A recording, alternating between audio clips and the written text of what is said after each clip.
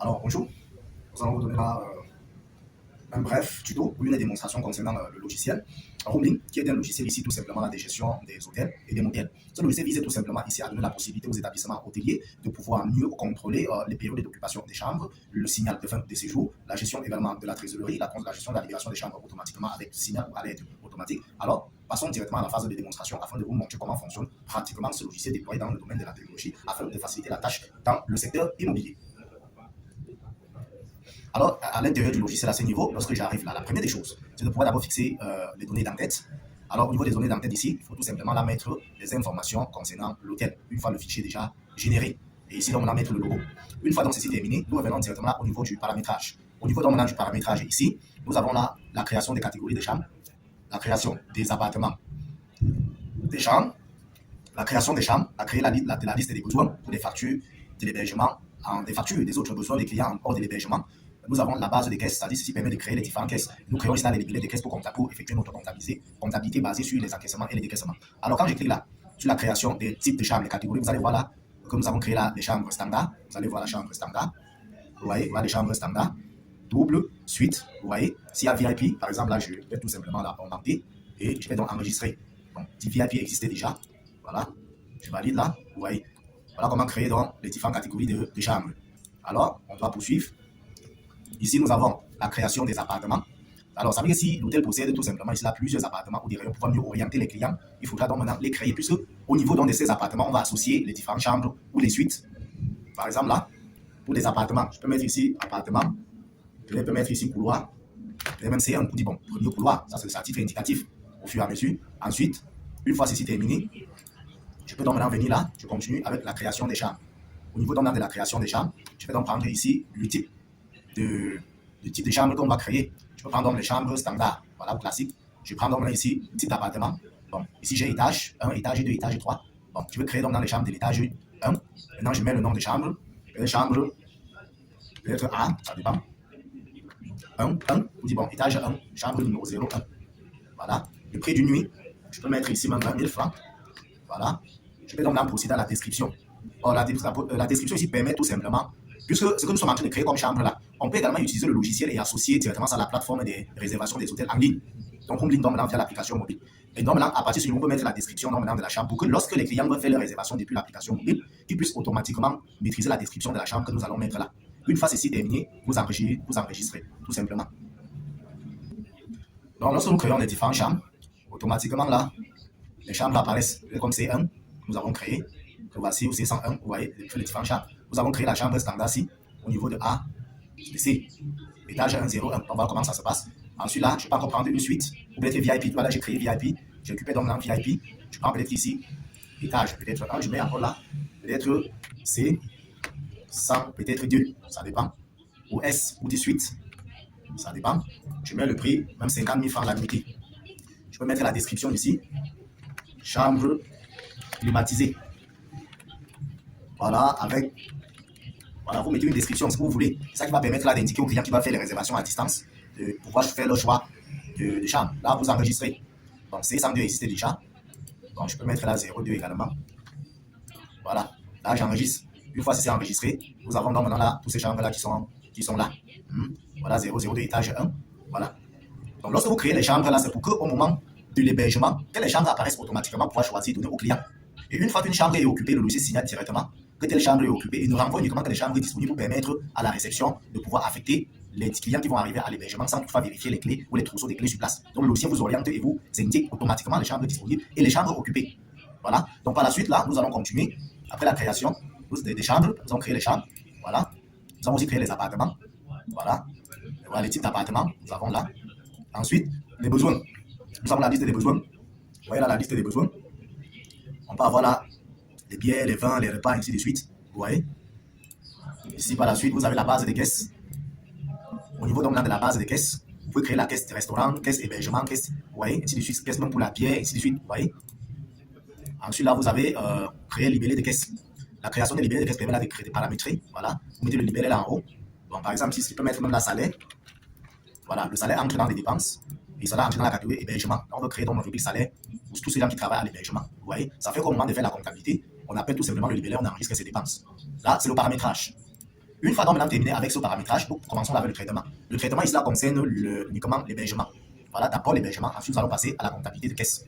Alors pour l'hébergement, lorsque je viens là, vous voyez, lorsque j'ouvre la partie de l'hébergement, à ce niveau-ci, nous avons là les différentes chambres disponibles. Vous allez voir, voici la chambre que j'ai créée tout à l'heure. Vous voyez, voilà la chambre créée tout à l'heure, ici. Bon, lorsque je clique là-dessus, automatiquement, c'est pour effectuer un hébergement. Avant d'en arriver, je vais d'abord expliquer le fonctionnement de ce tableau de bord. Ici, vous avez les différentes chambres avec les tarifs disponibles. Donc, ça veut dire que lorsque les clients arrivent, automatiquement, la réception n'a plus besoin d'imaginer les prix des chambres. Ça veut dire que vous avez les mêmes 50 appartements à héberger. Le logiciel vous montre directement chaque appartement, chaque chambre avec le tarif de nuit. Et indique aussi automatiquement à quel étage ça se trouve. Vous voyez un peu. Donc ici, vous avez les étages, les prix, les chambres associées à chaque étage pour mieux indiquer exactement où vous devez affecter un client. Or, il s'agit là des chambres disponibles pour pouvoir donner au client. Ici, ceci représente là uniquement le tableau de bord des hébergements. Ça veut dire que voilà les chambres présentement occupées. Chambre C, machin, occupé. Mais sauf que ces chambres occupées nous signalent déjà que l'hébergement est arrivé à expiration. Parce que lorsque l'hébergement restant est à moins de 314, ça veut dire que depuis que c'est arrivé, la réception n'a pas pu libérer les clients, n'a pas encore libéré cette chambre. Et quand vous ne libérez pas la chambre reste toujours comme chambre occupée. Bon, comme tous les hébergements qui sont arrivés à expiration depuis des jours, qu'est-ce que donc je fais? Je viens tout simplement ici au niveau de... Vous avez ici par la suite pour le traitement concernant un client, vous pouvez changer la chambre d'un client. Donc quand vous cliquez là, ça vient, vous sélectionnez la chambre et vous changez la chambre du client. Parce qu'un client peut prendre une chambre après changer. Comment j'ai changé dans le logiciel? Je viens là et choisis désormais la nouvelle chambre sélectionnée par le client. Je valide là et ça fait la mutation. Ensuite, le même traitement, ce que nous ne pouvons pas faire ici parce que le séjour est déjà expiré.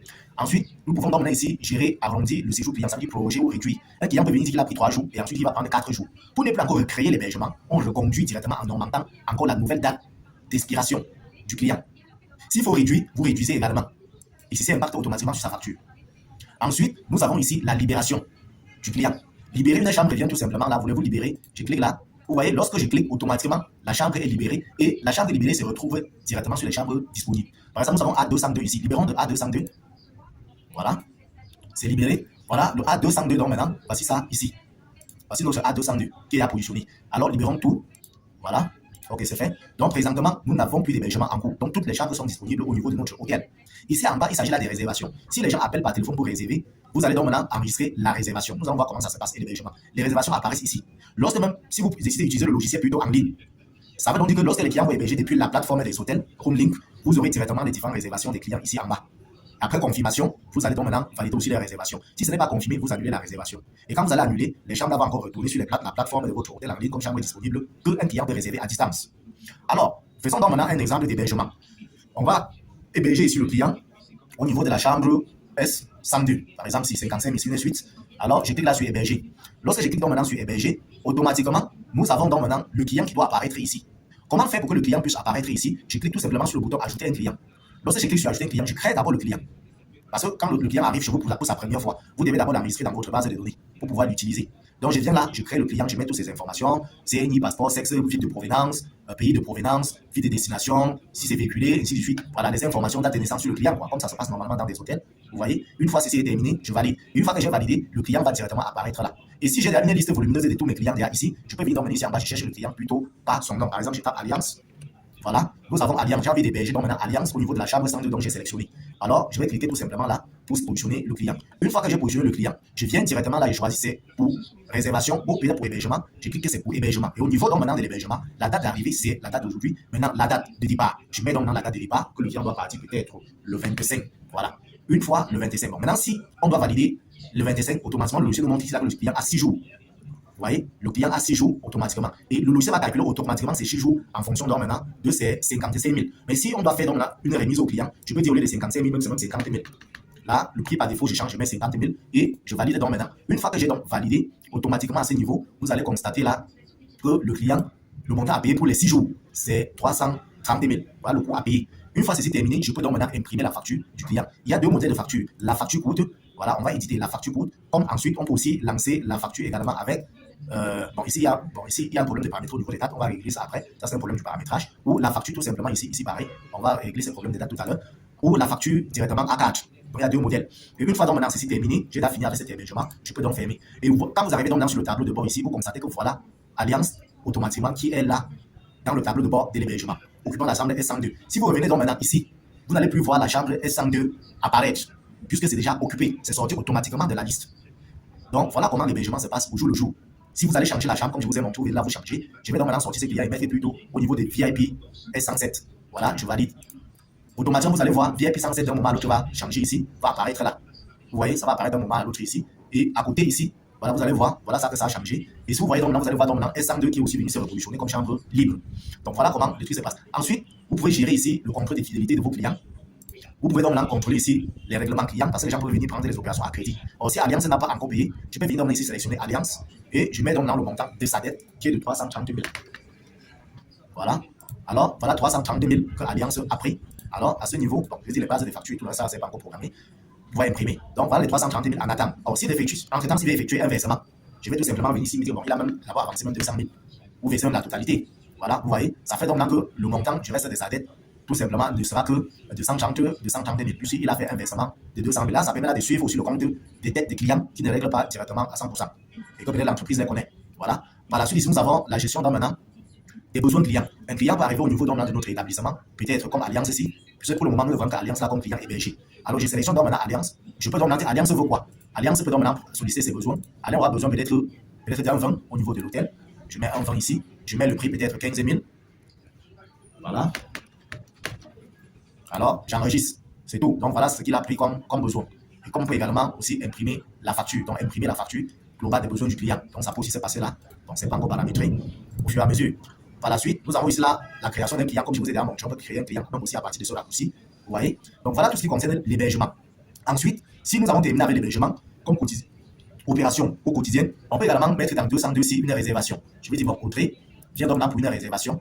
Je mets, bon, il va arriver quand? Je mets la date d'arrivée qui peut être la date d'aujourd'hui. Il va partir quand? Peut-être le 22. Voilà, donc sa réservation va faire, sa durée va faire 3 jours. Là, je valide. Une fois que j'ai validé, donc maintenant, Audrey, ici, il va aussi me montrer le nombre de jours. Voilà, nombre de jours et le montant à payer. Donc, lui, Audrey passe plutôt en réservation. Alors, lorsqu'Audrey passe en réservation, automatiquement, dans le manuel, vous allez voir sa réservation doit apparaître là, seul. Donc, quand vous avez validé, c'est bon. La réservation après analyse va apparaître ici seul. Et à partir de là, on saura donc quels sont les clients en réservation. Et ensuite, nous allons voir comment transformer une réservation automatiquement en hébergement après que le client soit arrivé au niveau de notre hôtel. Ouais. Donc, après un moment, là, ça va apparaître. Donc, on attend. Là, ça va apparaître. Entre-temps, que ça puisse faire l'analyse et de venir apparaître là. On va aller donc là, ici, là, traiter les opérations du bon, système. On va finir directement avec la réservation une fois. Traitement, oui.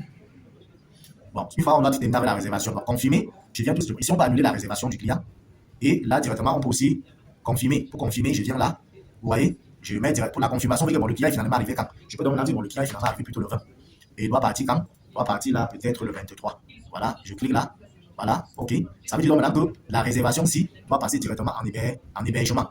Donc, moment à l'autre, là, ça va quitter tout seul. Et ça va monter directement en hébergement pour dire que le client est désormais dans sa chambre. Et lorsque nous faisons aussi la réservation, la chambre de réservation ne doit plus être là de peur de prendre la même chambre 2 fois pour la réservation. Vous voyez donc là que c'est monté directement et automatiquement en réservation là seule. Donc, on va continuer maintenant avec la comptabilité. Donc, on va continuer avec le rapport parce qu'il faut finir avec un volet. Au niveau donc, des rapports de gestion, on peut arriver directement là. Au niveau des rapports, on peut donc là avoir les rapports concernant l'hébergement. Ici, nous avons le rapport définitif de la rentabilité d'hébergement réalisé. Donc, on peut arriver. Il y a un problème de date là qu'il faut d'abord paramétrer. Voilà, il faut d'abord paramétrer. Ensuite, nous avons la partie de traitement de caisse. Après, on va arriver sur la partie des rapports pour faire le paramétrage des dates, des bases et des rapports. Nous revenons maintenant à ce niveau. Nous allons gérer la comptabilité de caisse, qui est une partie aussi très simple. Ceci permet là de gérer les opérations de la maison basées sur les encaissements et les décaissements. Alors, lorsque nous arrivons ici, tout simplement, s'il y a eu l'achat de la boisson, ici nous mettons en décaissement, on achète la boisson de 25 000. Voilà, voilà, on enregistre. Voilà, on enregistre. Ensuite, s'il y a eu la vente de la boisson, la vente de la bière, on va mettre là, on a vendu la bière, une bouteille de bière par exemple, à 1000 francs. C'est instantané. Ensuite, on a revendu la bière, on sélectionne, toujours à 1000 francs. Ensuite, on a pris 2 bières à 1200, peut-être à 2000 dans le mois. Voilà. Voilà. Ensuite, on a vendu le vin pour 5000, une bouteille à 5000. Ensuite, on sélectionne, on a vendu le vin à 15 000. Vraiment très pratique et très simple. À 15 000, au fur et à mesure. Ensuite, on a payé peut-être même les salaires, peut-être de 500 000. Voyez, au fur et à mesure. On voit comment effectuer la comptabilité. Ici, nous avons le solde progressif au fur et à mesure. Donc, vous voyez là que c'est vraiment très pratique. Et en fin de journée, donc, on peut donc en sortir dans l'historique des caisses. Voilà, toujours ici. Vous allez voir au niveau de l'analyse des caisses, rapport des lignes de base des caisses, rapport général des caisses par nature. Voilà. Vous allez voir, rapport des caisses par nature, rapport des lignes des caisses. Je peux chercher à voir ici les opérations concernant uniquement la pierre. Vous voyez un peu. Les rapports concernant uniquement la pierre.